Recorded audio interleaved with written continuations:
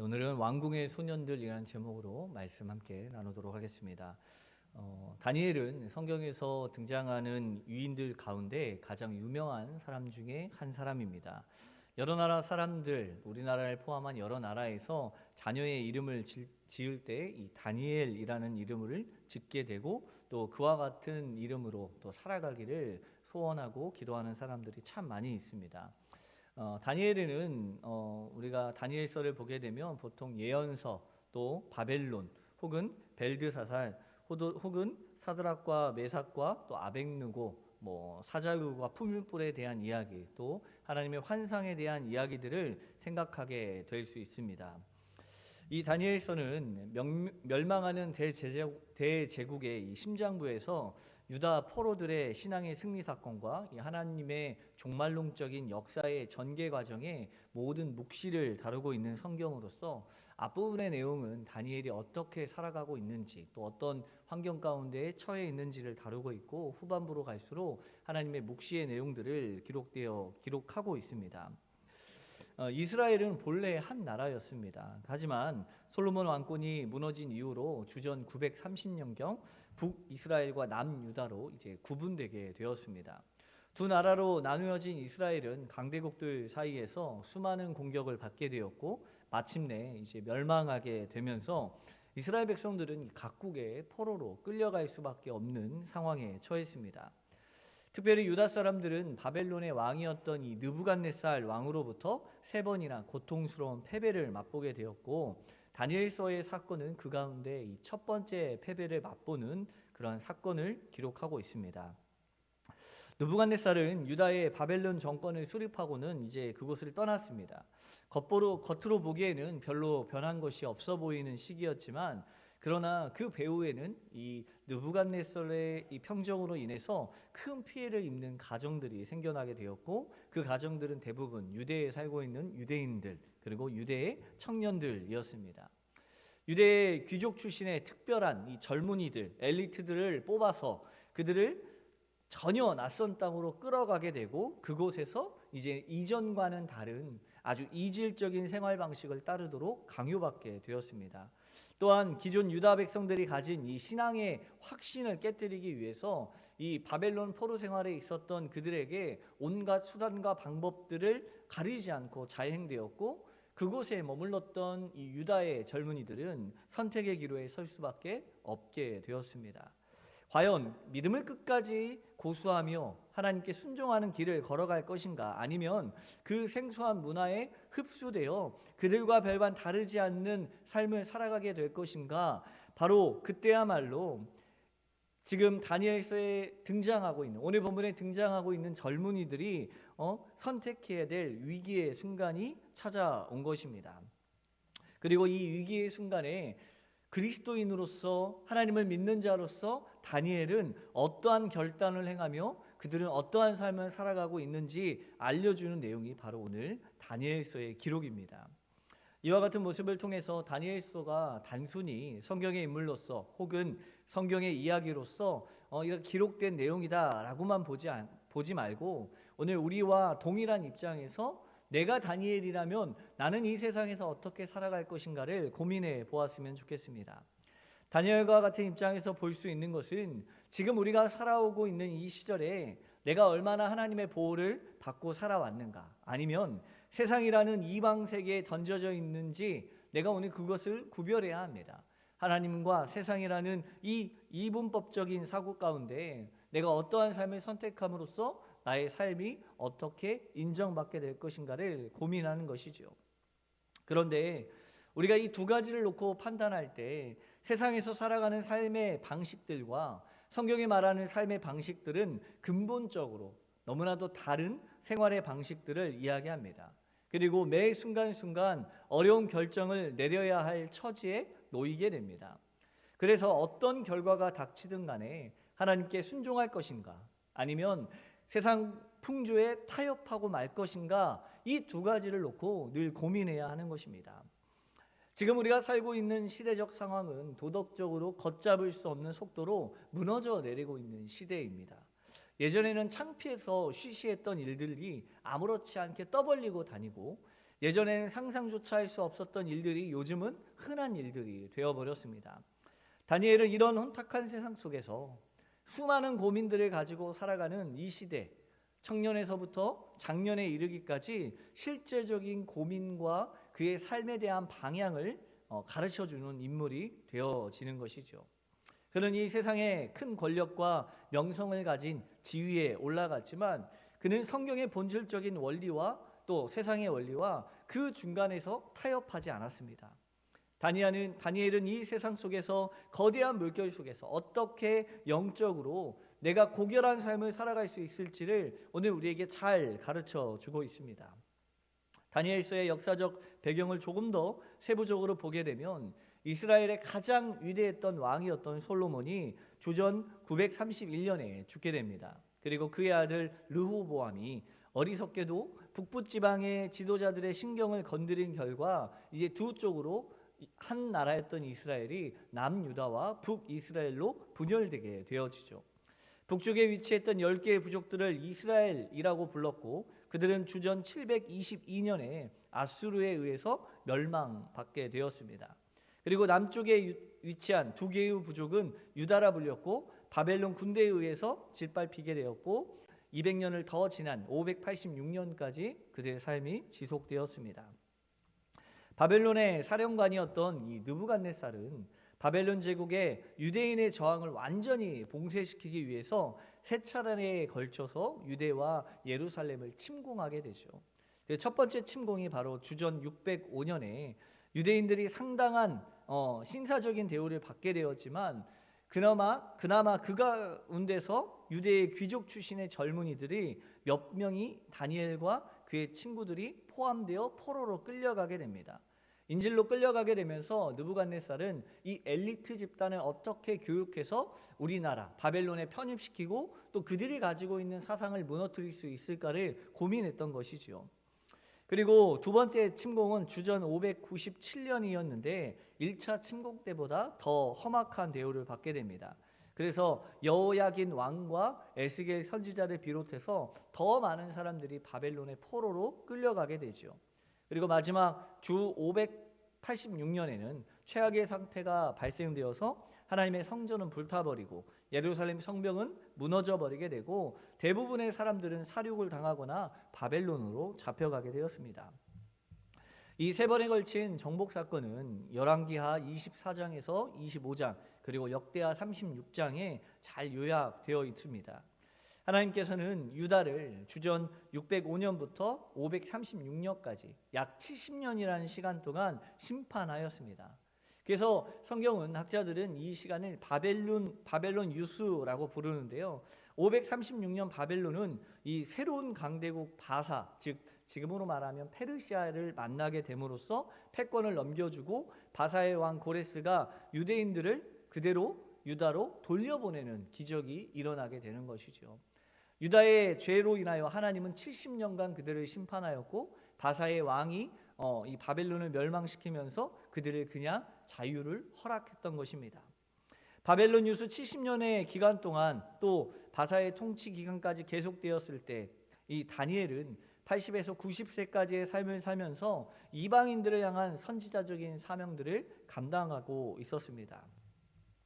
이러한 역사적 배경 속에 다니엘이 이 책을 쓴 목적은 바로 어떤 자신이 겪었던 사자굴의 기적이나 풀무불의 기적 또 어떤 그냥 환상을 보았다라는 것들을 이야기하기 위해서가 아니라 모든 하나님의 역사 가운데 이 나라의 역사 가운데 주권적으로 통치하시는 하나님의 역사를 나타내기 위해서 이 다니엘서를 기록하고 있는 것입니다.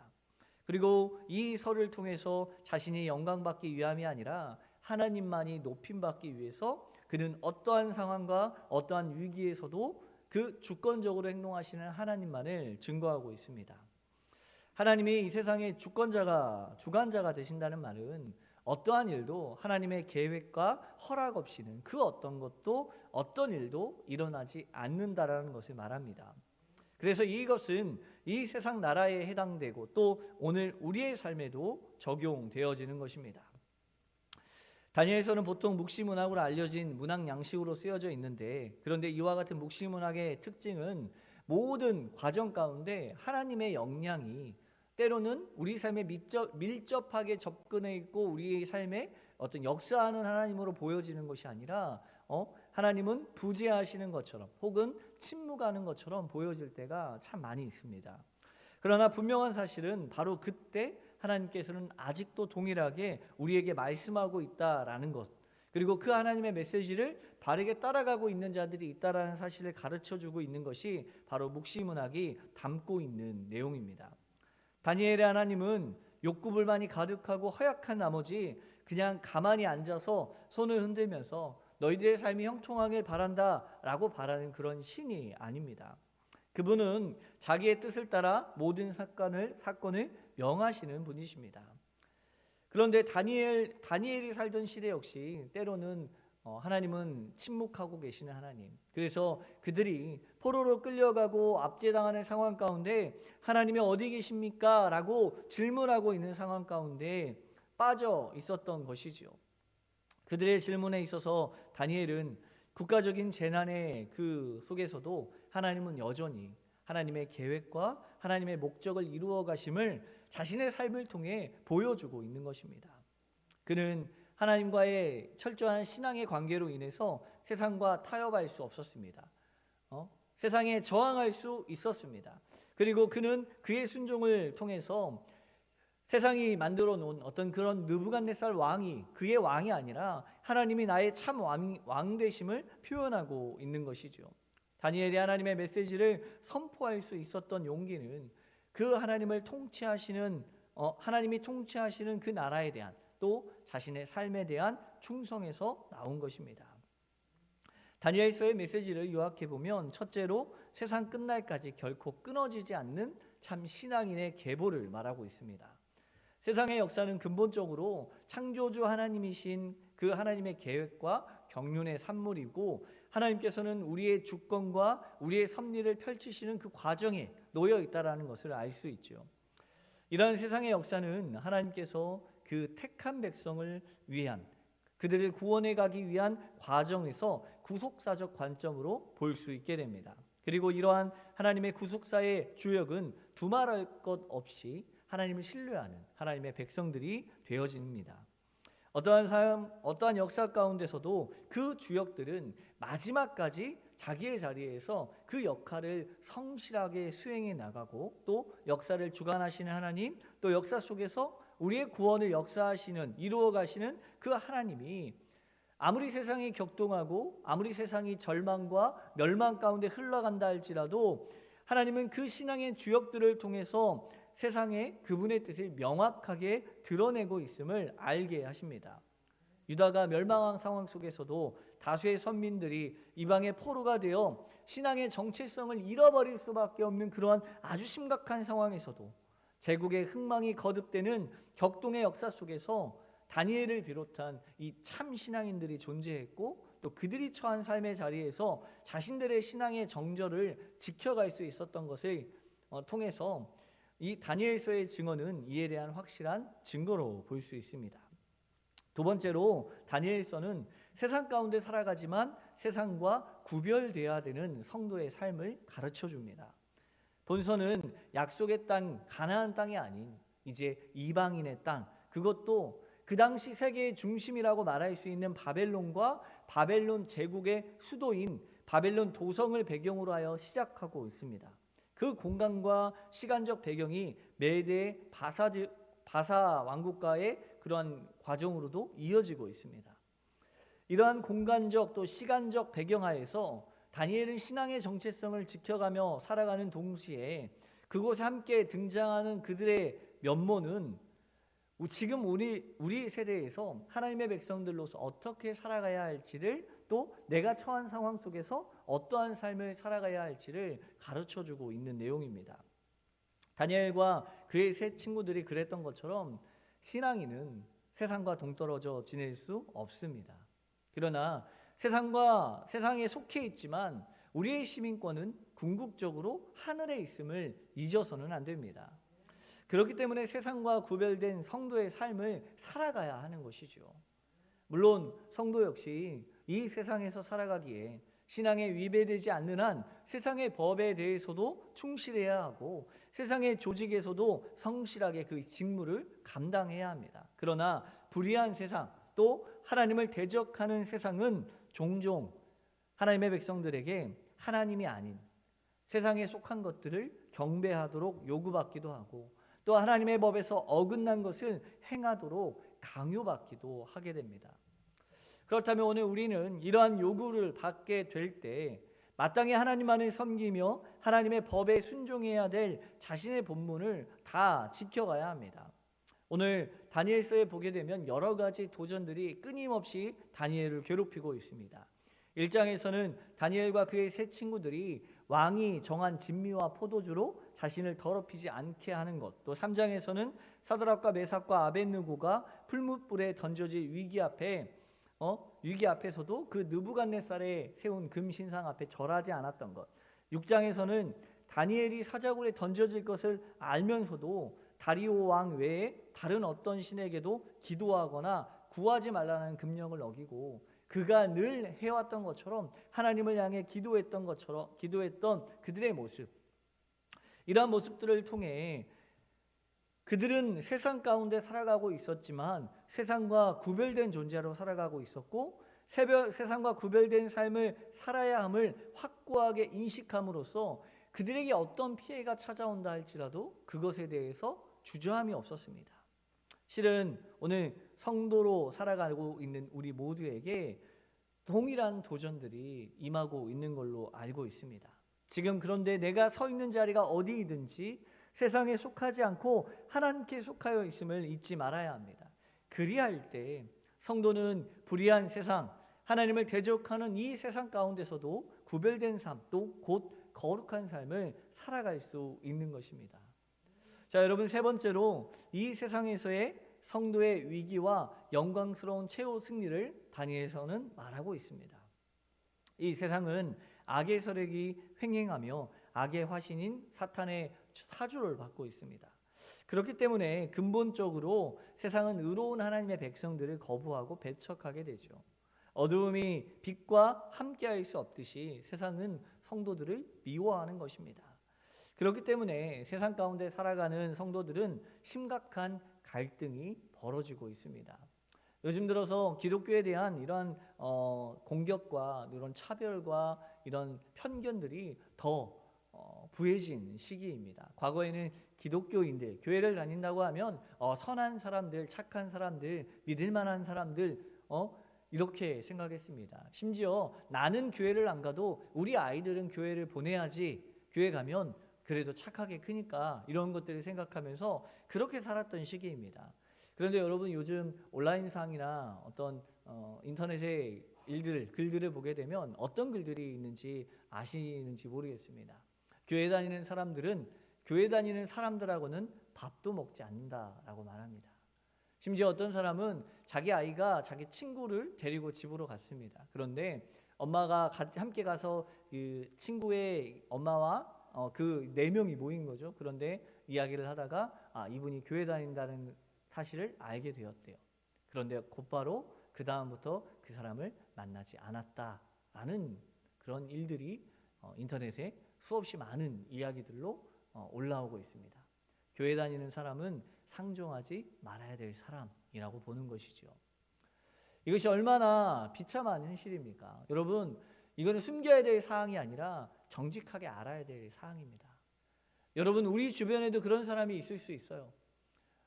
우리 주변에도 교회 다니는 사람을 정죄하고 불편해하고 어려워하고 그냥 무시하고 사는 사람들이 참 많이 있습니다. 그러니 세상 안에서 갈등이 일어날 수밖에 없는 것이죠. 그리고 그 악한 세상 가운데 실상 성도의 위치는 어디에 있느냐? 약자에 서 있습니다. 우리가 그리스도인이기 때문에, 예수를 믿는 사람들이기 때문에 하고 싶은 말도 못하고 살아가잖아요. 하고 싶은 말도 못하고 하고 싶은 행동도 못하고 차별과 어떤 불평들을 당해도 그것에 대해서 아주 강력하게 말하기가 쉽지 않을 때가 있습니다. 세상은 참 이상한 잣대를 우리에게 들이대기 때문이죠. 그리스도인이기 때문에 차별하고 또 차별에 대해서 우리가 소리를 내면 야, 교회 다니는 사람이 더하네라고 말합니다. 자기네들은 더하면서 우리를 오히려 더 그런 존재들로 보는 거죠. 참 세상 안에서 이제 그리스도인으로서 서야 할 위치가 너무나도 편협되어지고 너무나도 서기 어려운 시련을 맞게 되어 있는 시기입니다. 다니엘도 그런 시기의 삶을 살았던 것이죠. 유다 백성이기 때문에 그들의 주권과 그들의 삶의 방식은 모두 사라지고 포로로 끌려가서 그곳의 삶을 마쳐야 했던 것입니다. 하지만 심지어 그런 위기와 시련으로 인해서 악한 자들에게 성도로서 죽임을 당할 수 있는 일이 벌어졌지만 다니엘은 그러한 세상 가운데 위기를 겪고 있었지만 전혀 그거에 굴복하지 않았습니다. 오히려 해를 당하지 않고 목숨을 부지할 뿐만 아니라 도리어 대적자들을 굴복시켰습니다. 그것처럼 오늘 우리의 삶에서도 성도들이 빛나는 승리를 거두어야 할 것입니다. 하지만 우리의 끝이 승리의 영광이 꼭 되리라는 법은 없어요. 하지만 그럼에도 불구하고 성도들이 이 세상에서 믿음을 지키다가 파멸을 당하고 멸망을 당한 것처럼 보이는 그런 비극적인 결과를 맞이한다 할지라도 이 세상에서 악한 자들의 핍박으로 말미암아 성도가 죽음을 맞이한다면 우리는 그것을 더 기쁨으로 여겨야 하는 것이지요. 죽는 날까지 박해와 수욕을 당하는 일도 비일비재하지만 그것에 대해서 우리는 두려움을 갖지 않아야 할 것입니다. 어떠한 결과를 맞이하든지 그리스도인은 예수 그리스도 안에서 하나님 안에서 최후 승리자로 우뚝 설 것이고 그것이야말로 최종적인 승리, 영원한 승리, 완전하고 영광스러운 승리를 가르쳐주는 모습이기 때문입니다. 다니엘은 풀무불에 던져졌을 때 또 사자굴에 던져졌을 때 세상의 시각으로 판단하면 패배자로 여겨졌을 것입니다.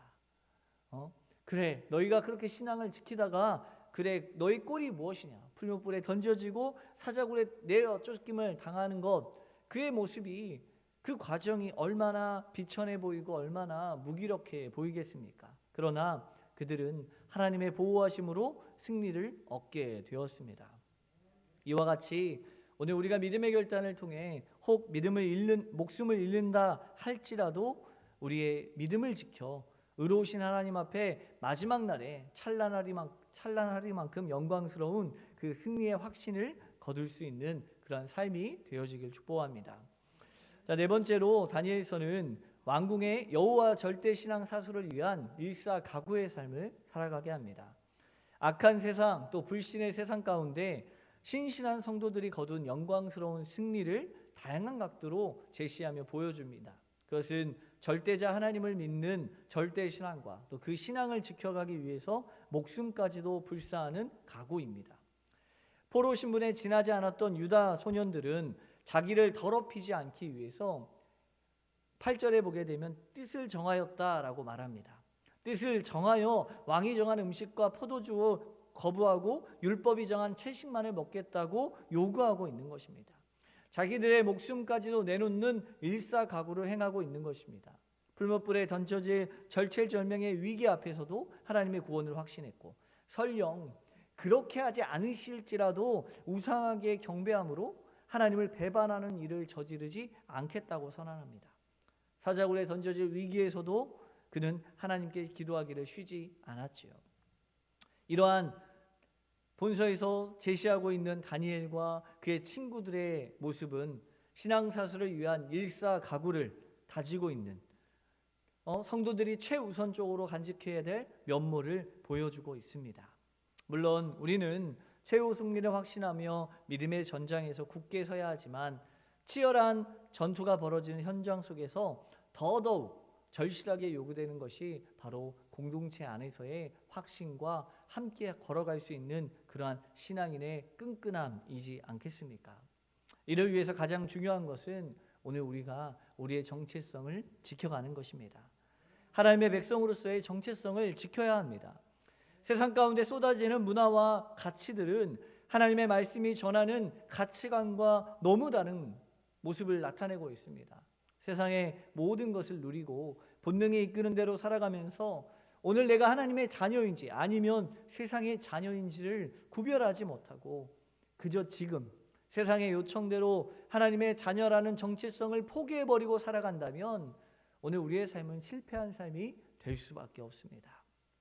그리고 우리는 정체성을 잃지 않고 하나님의 주권을 인정해야 합니다. 지금 내가 어떤 상황에 처해 있든지 하나님이 내 삶을 인도하신다는 사실을 인정하고 내 삶에서 내가 어떻게 행동해야 할지를 고민해야 합니다. 오늘 내 삶에 하나님의 주권을 인정하면 인생의 해석이 달라집니다. 다니엘은 이 사실을 기억하고 있었기 때문에 자신이 처한 모든 상황 속에서 끊임없이 하나님에 대한 이야기들을 빼놓지 않고 있습니다. 강력한 권력자였던 느부갓네살이 자신들을 포로로 끌려왔고 자신의 생명줄을 쥐고 있는 것처럼 보였지만 그것은 보이는 현상에 불과했습니다. 다니엘은 그 속에 하나님의 주권이 있음을 기억하고 그 하나님의 주권을 따라가기 위해서 항상 하나님의 뜻을 구하고 하나님이 이끄시는 삶을 걸어갔습니다. 하나님의 관점으로 인생을 해석하게 될 때 지금 내가 경험하고 있는 모든 것이 의미가 있고 비록 지금 내가 견딜 수 없고 힘들고 어려운 삶이라 할지라도 지금 내가 쓸모없어 보이는 인생의 경험들이라 할지라도 그것이 버릴 것이 하나도 없다라는 것을 깨닫게 되는 것이죠. 한 주간 저는 개인적으로 오늘 이 다니엘서를 묵상을 하고 다니엘서 전체를 살펴보면서 이 다니엘과 같이 살지 못했던 저의 어리석은 행동들과 모습들을 참 많이 깨달았던 시간이었던 것 같습니다. 제 인생에서 제가 뭐라도 되는 것처럼 생각하고 또 고민하고 불평했던 마음들이 때로는 저의 삶 가운데 참 어리석어 보였음을 깨닫게 됩니다. 세상이 말하는 것들과 또 그것에 휩싸여서 나 또한 그것과 동일한 욕심 가운데 휩싸여서 하나님과 그 하나님의 주권을 인정하지 못하고 내가 내 삶을 어떻게 하려 했던 연약함들을 보게 되었습니다. 하지만 오늘 본문에 등장하는 다니엘은 이 세상 가운데 휩싸이지 않았습니다. 일련의 고민조차 하지 않았습니다. 세상이 우리에게 세상의 가치와 세상의 기준들과 세상의 방법들을 이야기한다 할지라도 그것에 위축되어 자신의 정체성을 잃어버리고 비굴하게 숨어 지내거나 세상에 동조되어 그것을 즐기고 추구하며 살아가지도 않았습니다. 오직 하나님의 주권만을 인정하고 자신이 처한 모든 삶을 하나님이 이끌어 오셨음을 고백하는 것입니다. 이러한 하나님의 주권에 향한 믿음을 가진 자가 어떠한 위기 앞에서도 어떠한 시련을 맞이해서도 굴복하지 않고 오늘 우리의 신앙을 지키며 최후 승리를 얻을 수 있는 삶을 살아가게 되는 것입니다.